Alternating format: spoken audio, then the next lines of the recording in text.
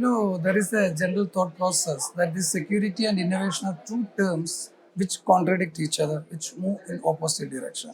Because the priorities are, of course, different for security and innovation. For security, it prefers to be consistent, stable, and long-term control-oriented. But innovations always will be agile in nature.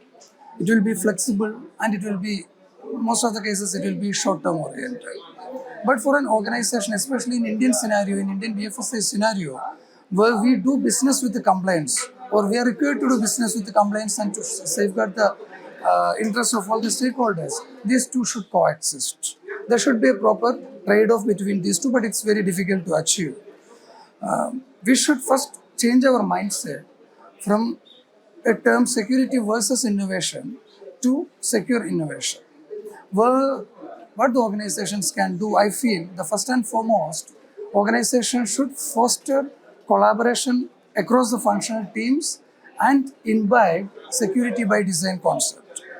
Instead of looking back to security after completing development of innovative products or projects, we should try to integrate the security in the initial phase. It's like a design phase or development phase. Like you might have heard about DevSecOps, where the developmental pipeline is integrated with the security.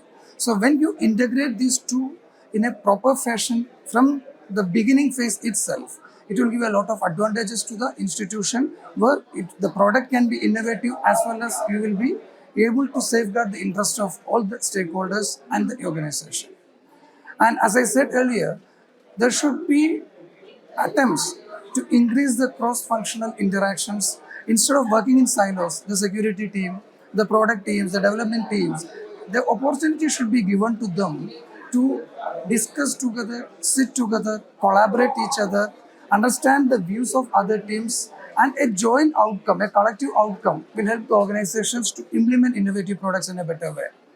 And I feel another thing is that, the risk is everywhere, but that impact proportion is varying from one case to another case. In some innovative product, the threat vector may not be that much significant, where the requirement of security may be minimal.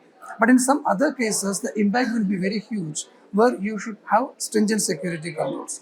So you should have a proportionate risk-based decision making. Instead of going for security at the same pace and same level across all the products, understand the risk element involved, understand the threat landscape and attack surface, and accordingly you prioritize the security control requirement and go for a balanced decision making.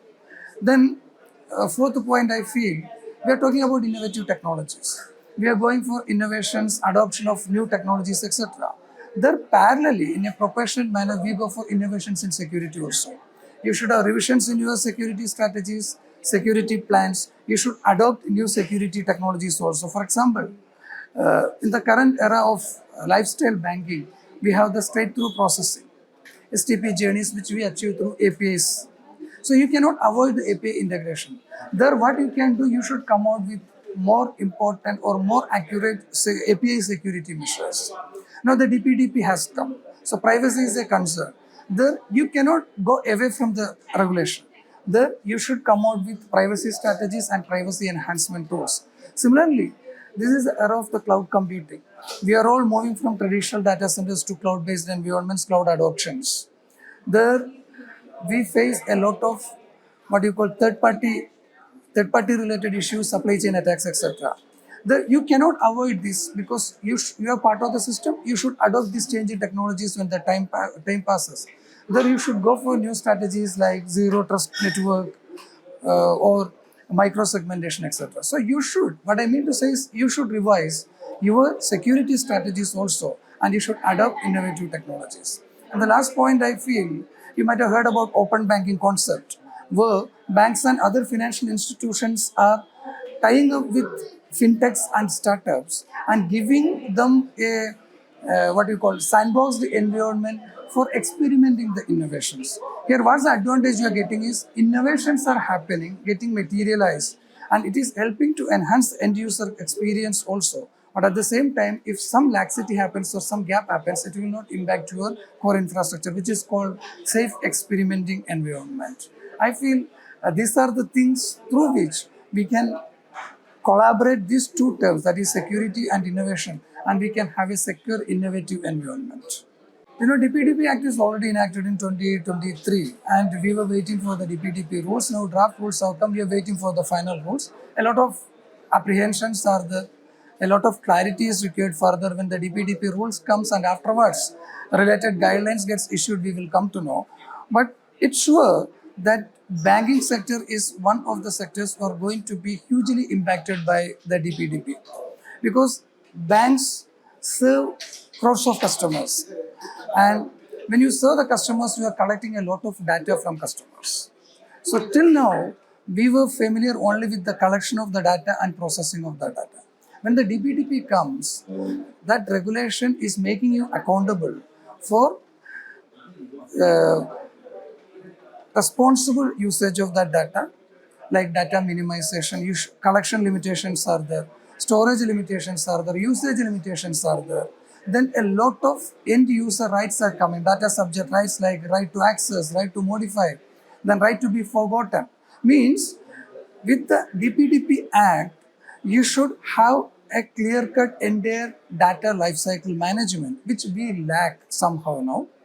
So all the banks are aware of these issues, these challenges. All the banks have initiated measures to do the gap assessments, gap studies, and fill in the gaps. And another one issue is that consent management. Banks are having crores of customers. How to take the consent of all the customers, and how to regulate the cross-selling of the products, because there is a purpose limitation. When you collect the data for a particular purpose, you cannot use it for another purpose without the particular consent of the customer. So this consent management, data minimization, data destruction, all these things are actually hot topics. All the banks and other financial institutions will have to look into those things in a serious manner. But I strongly believe that almost all the banks have initiated steps towards that data privacy, because it's a fundamental right, of course, and it's a huge penalty up to 250 crore is going to be imposed on the institutions, which will impact their profitability like anything if some breach happens. So all the banks have taken this in a serious note, and banks have started doing the gap assessments. They are in the process of establishing the privacy governance systems, and we hope when the rules comes, we will get more clarity. And of course, it may take some time, complexities are involved, but of course, banks will cope up with these requirements and will be able to manage it.